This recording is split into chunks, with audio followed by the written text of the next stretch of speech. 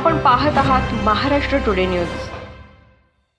कर्करोगावरील उपचारांसाठी जगभरातील देशातील वैज्ञानिकांकडून संशोधन सुरू आहे। एका नव्या संशोधनात वैज्ञानिकांना यश आले आहे। यामुळे कॅन्सर रुग्णांसाठी आशेचा किरण मिळाला आहे।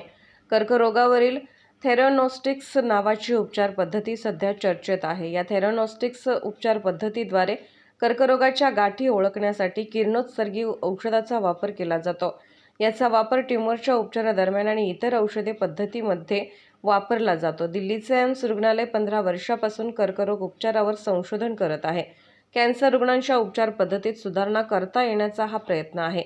या नवीन उपचार पद्धतीमुळे कर्करोग रुग्णांचे वय वाढण्यात मदत झाली आहे। 2 वर्षात कर्करोग रुग्णांच्या जीवनमानात वाढ झाल्याचे रुग्णालयाचे म्हणणे आहे। महाराष्ट्र टुडे मराठीसाठी ब्युरो रिपोर्ट, नवी दिल्ली।